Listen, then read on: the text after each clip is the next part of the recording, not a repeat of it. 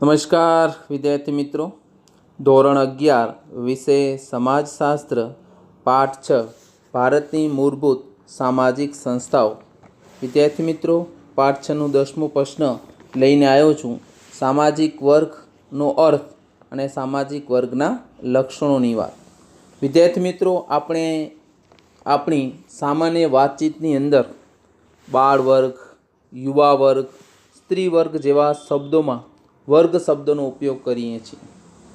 જે રીતે જ્યાં સમૂહ હોય આપણે એ વર્ગ વાતચીતની અંદર યુવા વર્ગ છે, સ્ત્રી વર્ગ છે એવા શબ્દોનો ઉપયોગમાં શબ્દોનો ઉપયોગ કરીએ છીએ. સમાજશાસ્ત્રીય પરિભાષાની અંદર જે પણ આ બધા વર્ગો જે છે એ વર્ગો સમાજની રચનાકીય એકમોની અંદર છે, માળખામાં છે. એટલે કે સંખ્યાત્મક પંક્તિઓ નથી, પણ વર્ગનો જે દરજ્જો જે છે એનો સંબંધ એ દરજા સાથે છે. એટલે આપણે કહી શકીએ કે સંખ્યા નથી, એ સંખ્યાની પંક્તિઓ નથી, પણ વર્ગનો સંબંધ શેના સાથે છે? દરજા સાથે છે. અને દરજ્જો વર્ગની જે પણ સામાજિક વ્યક્તિઓ જે છે એ જુદી જુદી પ્રવૃત્તિઓ અને વ્યવસાયો કરે છે. એના લીધે સમાજની અંદર એમના જુદા જુદા વર્ગો ઉદ્ભવે છે. એટલે કે સંખ્યા સાથે જોડેલું નથી, પણ દરજા સાથે જોડેલું છે. વર્ગ છે એ દરજા સાથે જોડાયેલું છે. એટલે કે વર્ગ, યુવા વર્ગ, તો યુવાનો વર્ગ એટલે કે દરજ્જો છે, એક પ્રતિષ્ઠા છે. તો જે પણ જુદી જુદી પ્રવૃત્તિઓ સમાજની અંદર રહીને વ્યક્તિઓ કરે છે, જે પણ વ્યક્તિઓ જે છે સમાજમાં જુદી જુદી પ્રવૃત્તિઓ કરે છે, જુદા જુદા વ્યવસાયો કરે છે, તો એના લીધે સમાજની અંદર એમને જુદા જુદા દરજાઓ પ્રાપ્ત થાય છે, જુદા જુદા દરજાઓ ઉદ્ભવે છે. આવા જુદા જે વ્યવસાયિક દરજાઓ જે છે એ દરજાઓનું એકબીજા સાથે આપણે તફાવત કરીએ, જેને આપણે કે તુલના કરીએ, તફાવત કરીએ. હવે એનું જે પણ મૂલ્યાંકન થતું હોય કોના વચ્ચે? તો જે પણ વ્યવસાયિક દરજાઓ, જે પણ વર્ગો જે છે એ વર્ગોનું તફાવત કરી, તફાવતનું મૂલ્યાંકન કરી, નિરીક્ષણ કરી, ત્યારે એનામાંથી વર્ગ ઉદ્ભવે છે. હવે આપણે જોઈએ વર્ગનો અર્થ, સામાજિક વર્ગનો અર્થ. સામાજિક વર્ગ કોને કહેવાય વર્ગના અર્થની અંદર? તો સમાજની અંદર વર્ગ જે છે આપણે જોઈએ દરજાનું બનેલું છે, એ દરજ્જો છે, સંખ્યા નથી. એટલે કે લગભગ દરેકની અંદર સમાન પ્રતિષ્ઠા ધરાવે છે. જે પણ વર્ગ છે, યુવા વર્ગ છે તો બીજો યુવા વર્ગ છે તો એ સમાન પ્રતિષ્ઠા ધરાવે છે. તો લગભગ સમાન પ્રતિષ્ઠા એની અંદર જોવા મળેલી છે. તો એક વર્ગ જે છે એ બીજા વર્ગ કરતાં, જે પણ આપણે કહીએ દરજાની બાબતની અંદર ઊંચો પણ હોઈ શકે, નીચો પણ હોઈ શકે છે. એટલે કે વર્ગની અંદર તફાવતો હોય. બાળ વર્ગ તો યુવા વર્ગ, તો બાળ વર્ગ અને યુવા વર્ગો જે છે તો એના દરજામાં તફાવત ગણી શકાય કે આ વર્ગ ઊંચો છે, આ વર્ગ નીચો છે, પ્રતિષ્ઠા, દરજા, હોદ્દાની દ્રષ્ટિએ. તો એ રીતે એમના દરજાને આધારે એક વર્ગ કરતાં બીજો વર્ગ જે છે એ બાબતની અંદર ઊંચો ગણાય અથવા તો નીચો ગણાય છે.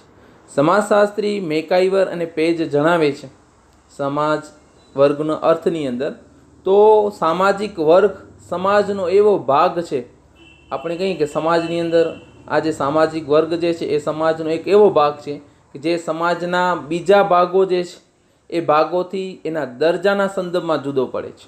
એટલે કે એક વર્ગનો દરજ્જો અને બીજા વર્ગનો દરજ્જો, તો એ દરજાના વર્ગમાં એ બંને જે છે એ વર્ગ જુદો પડે છે સમાજની અંદર.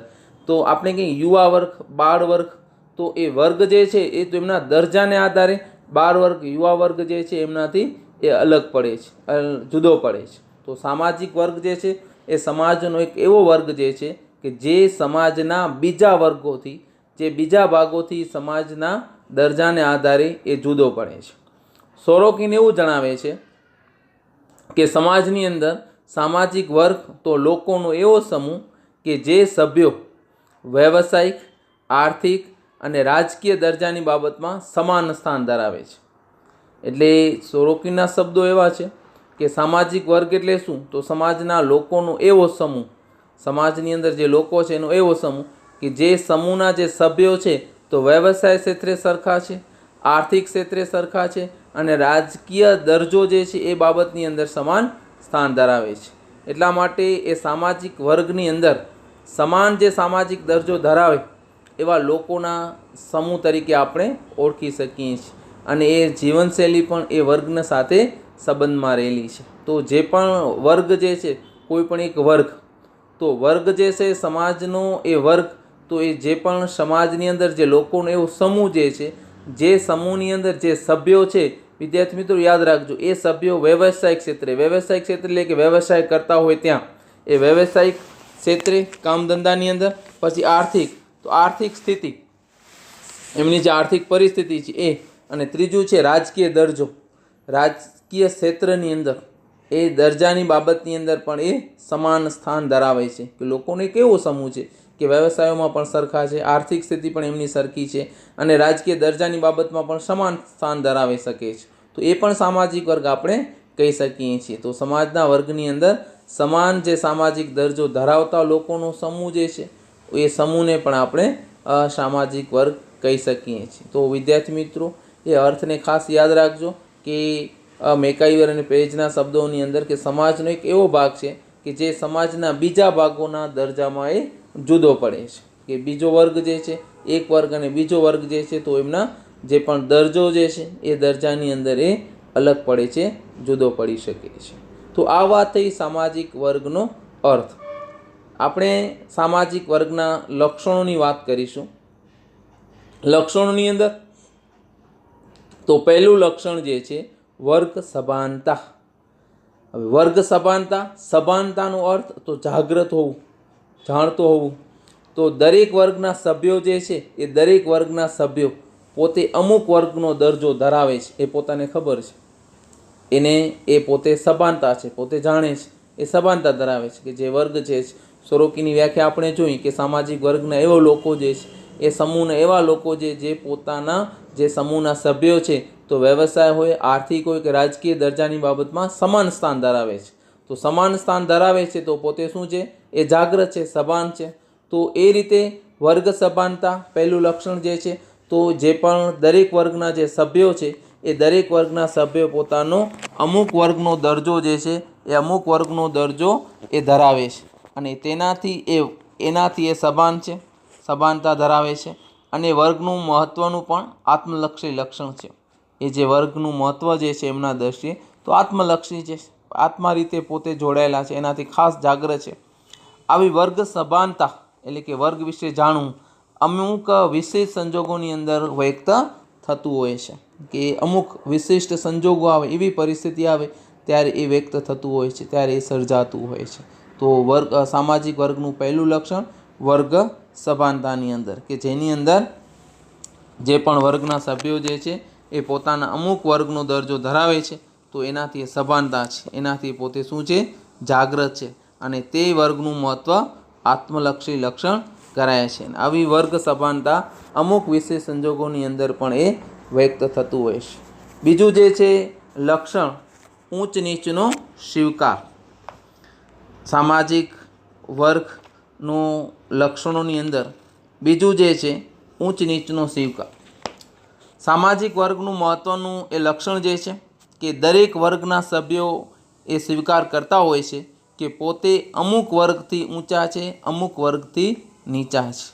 એ વર્ગના લોકો, એ સમૂહના લોકો પોતે જાણે છે કે સમાજની અંદર એવા વર્ગના લોકો જે છે, અને આ સામાજિક વર્ગના મહત્ત્વનું લક્ષણ ગણી શકાય છે. કયું લક્ષણ? તો ઊંચ નીચનો સ્વીકાર. સ્વીકાર કરવું એટલે કે પોતે ખબર છે આ વર્ગ કરતાં અમે ઊંચા છીએ, આ વર્ગ અમારા કરતાં નીચી છે, અને નીચું વર્ગ એવું પણ માનતું હોય છે કે અમે આ વર્ગ કરતાં એ નીચી કક્ષા છીએ, જ્યારે આ વર્ગ જે છે ઊંચી કક્ષા છે. તો આ સામાજિક વર્ગનું મહત્ત્વનું લક્ષણ છે કે દરેક વર્ગના સભ્યો એવું સ્વીકાર કરતા હોય છે કે પોતે અમુક વર્ગથી ઊંચા છે અને અમુક વર્ગથી નીચા છે. એ પોતે જ માનતા હોય છે કે અમુક જે વર્ગના સભ્યો જે છે એ બીજા સભ્યો કરતાં પોતાને ઊંચ માનતા હોય, ઊંચા વર્ગ માનતા હોય, અને અમુક જે છે એ નીચા વર્ગનું પોતે માનતા હોય છે. તો ઊંચ નીચનો સ્વીકાર પણ એ બીજા લક્ષણની અંદર આવી શકે છે.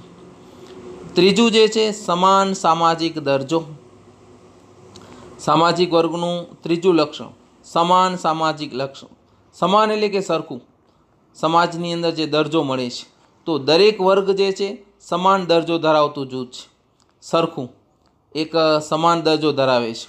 એટલે કોઈ પણ એક વર્ગ બધા સભ્યોની આવક, સંપત્તિ કે મિલકત, વ્યવસાય, શિક્ષણ, રાજકીય દરજ્જો જે છે લગભગ સમાન હોય છે. હવે અહીં જે છે સમાન સામાજિક દરજ્જો એટલે કે સમાન એટલે કે સરખું. ઘણા વર્ગો જે છે એ વર્ગની અંદર પોતાનો દરજ્જો જે છે, પોતાનું જૂથ જે છે એ સમાન દરજ્જો ધરાવે છે. એટલે કે પોતાની આવક, પોતાની સંપત્તિ, પોતાની મિલકત, પોતાનું વ્યવસાય, પોતાનું શિક્ષણ, રાજકીય દરજ્જો લગભગ સમાન હોય છે. તો એક જ સામાજિક વર્ગના સભ્યો જે છે એ આપણે કહી શકીએ એકબીજાની સામાજિક રીતે સમકક્ષ એટલે કે સરખું જુએ છે. તો એ પારસ્પરિક વર્તનો અને સંબંધોની અંદર એ દરજાનું સમાનતા વ્યક્ત થઈ શકે છે. તો અમુક વર્ગ એવું છે કે અમુક વર્ગ એવું માને છે કે જે પણ બધા જ સભ્યો જે છે કોઈ પણ એક વર્ગના એવું જ માને છે કે સમાન દરજ્જો ધરાવતું જૂથ જે છે કે આવક, સંપત્તિ, મિલકત, વ્યવસાય, શિક્ષણ, રાજકીય દરજ્જોની અંદર એ વર્ગનું સમૂહ એક સરખું છે, સમાન છે. તો એકબીજાની સમક્ષ એટલે કે સરખી રીતે એ જુએ છે, સરખાપણું જુએ છે. તો આવા જે પણ વર્તનો અને સભ્યો જે છે એ સભાનતાની દરજાની અંદર વ્યક્ત થઈ શકે છે. તો આ રીતે ચોથું લક્ષણ જે છે અંતલગ્ન.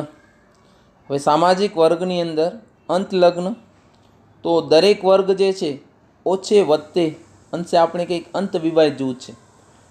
પોતાની જ જ્ઞાતિની અંદર પોતાના જ વર્ગના સભ્યો જે છે એ પોતાની જ જ્ઞાતિની અંદર પોતાની જીવનસાથીની પસંદગી કરી. અંતલગ્ન એટલે કે પોતાની જ જ્ઞાતિ.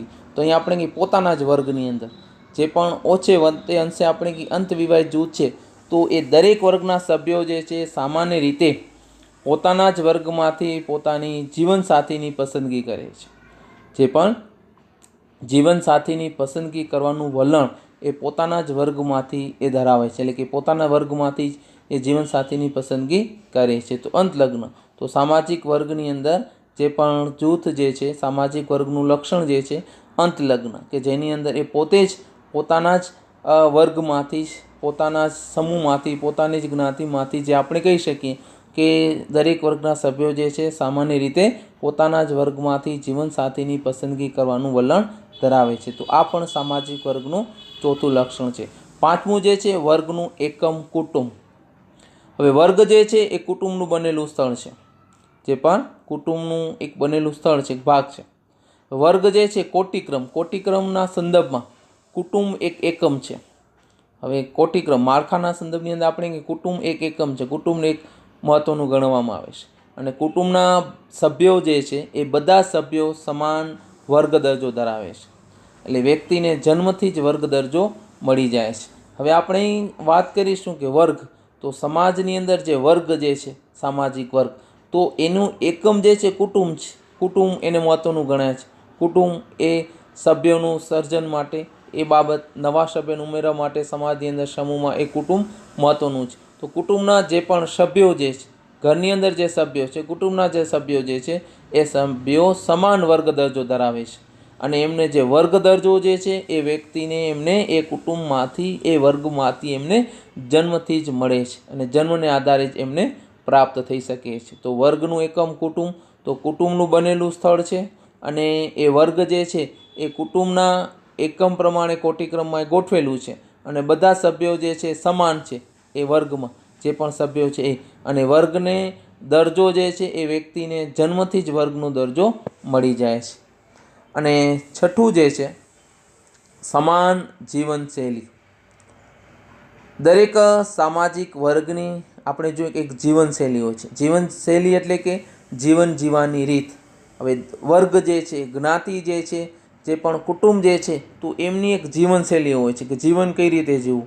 એ સભ્યો જે છે એ પોતાના ઘરના, કુટુંબના, જે પણ એ સમૂહના, એ વર્ગના, તો સમાજનું વર્ગ એક જીવનશૈલી છે. એ દરેક વર્ગની અંદર આ જીવનશૈલી જોવા મળે છે. અને એક વર્ગ જીવનશૈલી બીજા વર્ગથી જુદી પડે છે. આપણે જોઈએ કે એક વર્ગ જે છે એવી જ એ બીજી વર્ગની જીવનશૈલી નહીં હોય, એનાથી થોડીક વિશિષ્ટ હશે, અલગ હશે. એક વર્ગની જીવનશૈલી છે એ બીજા વર્ગથી જુદી પડે છે. એક જ વર્ગના સભ્યો જે છે સમાન મૂલ્યો, વલણ, જીવન પદ્ધતિ ધરાવતો હોય છે. અને જીવનશૈલી પણ એ વ્યાપક ગણાય છે. મકાન, વ્યવસાય, જીવન કાર્ય, મનોરંજનના સાધનો, આ ઘણી બધી બાબતોની અંદર એ સમાવેશ થઈ શકે છે. એટલે કોઈ પણ એક વર્ગના સભ્યો આ બધી બાબતોની અંદર સમાનતા ધરાવે છે. એટલે કે સમાન જીવનશૈલી. એક વર્ગના લોકો જે છે તો એમનું મકાન આપણે, એમનું વ્યવસાય, એમનું જીવન કાર્ય, એમના મનોરંજનના સાધનો જે છે, તો એ દરેક બાબતોની અંદર એકતા જોવા મળશે, સમાન સરખું જોવા મળશે. એટલે કોઈ પણ એક વર્ગના સભ્યો જે છે આ દરેક બાબતોની અંદર વ્યવસાયના ક્ષેત્રમાં, જીવન કાર્ય, આર્થિક, મનોરંજનના સાધનો, આ બધી બાબતોમાં સમાનતા ધરાવે છે. એટલે કે વર્ગ જે છે એ વર્ગની એક જીવનશૈલી હોય છે. એટલે એક વર્ગ બીજા વર્ગ કરતાં વિશિષ્ટ હોય છે, વિશિષ્ટ અલગ હોય છે અને જુદું હોય છે. એટલે એક વર્ગની જીવનશૈલી બીજા વર્ગથી જુદી પડે છે. એક જ વર્ગના સભ્યોની અંદર સરખા મૂલ્યો એટલે કે નિયમો, વલણો, જીવન પદ્ધતિ એ પ્રમાણે એ જોવા મળે છે. તો જીવનશૈલી પણ આ રીતે ફેલાયેલી છે કે જેમાં મકાન, વ્યવસાય, જીવન કાર્ય, મનોરંજન આ દરેક સાધનોની અંદર એક અનેકવિધતા જોવા મળે છે. એટલે કે એક વર્ગના સભ્યો બાબતોની અંદર સમાનતા જોવા મળે છે. અને 7મું લક્ષણ જે છે એ સવ્યજનિત. સામાજિક વર્ગ એ સવ્યજનિત છે. સમૂહ જીવન, શ્રમ વિભાજન, જન્મગત તફાવતો, સામાજિક વાતાવરણના તફાવતો આ વગેરે સમાજની જે સામાન્ય લાક્ષણિકતાઓને લીધે કોઈને કોઈ સ્વરૂપના વર્ગો આપોઆપ ઉદ્ભવે છે. એટલા માટે એને વર્ગવિહીન સમાજ શક્ય નથી. એટલે કે સવ્યજનિત સમાજની અંદર વર્ગ જે સવ્યજનિત છે, પોતાના જ જૂથ, પોતાનું જ સમૂહ જે છે, પોતાના સમૂહની અંદર જીવન જીવે છે. એટલે કે આપણે કહીએ કે વર્ગવિહીન નથી, એટલે વર્ગથી અલગ સમાજ નથી, પોતાના સમાજ સાથે જોડાયેલું છે. સવ્યજનિત એટલે કે પોતાના જૂથ સાથે, વર્ગ સાથે જોડાયેલું છે. સમૂહમાં જીવન જીવે છે, સમૂહમાં એ કાર્યનું પણ વિભાજન થયેલું હોય છે. એમના જન્મગત તફાવતો પણ, સામાજિક વાતાવરણના તફાવતો આ વગેરે જે છે એ સમાજની સામાન્ય બાબતોની અંદર લાક્ષણિકતાઓને લીધે એ આપોઆપ એ વર્ગના સભ્યોની અંદર જે પણ હોય છે એ આપોઆપ ઉદ્ભવે છે. જે પણ સમાજની લાક્ષણિકતાઓ જે છે એ પોતાના વર્ગને આધારે, પોતાના સમાજને આધારે આપોઆપ જોવા મળે છે. એટલા માટે આપણે કહીએ છીએ કે વર્ગવિહીન સમાજ શક્ય નથી, એ સવ્યજનિત છે. તો વિદ્યાર્થી મિત્રો, આપણે આ સામાજિક વર્ગના લક્ષણોની વાત કરી. આ 7 લક્ષણો એ ખાસ યાદ રાખશું. અહીંયા વિદ્યાર્થી મિત્રો, માનવ સમાજ વ્યવસ્થા જે સદીઓથી અસ્તિત્વ જળવાય છે અને વિકાસ માટે પણ આ બાબત મહત્ત્વની છે. તો અહીં આ પ્રકરણ પૂરું. અસ્તુ.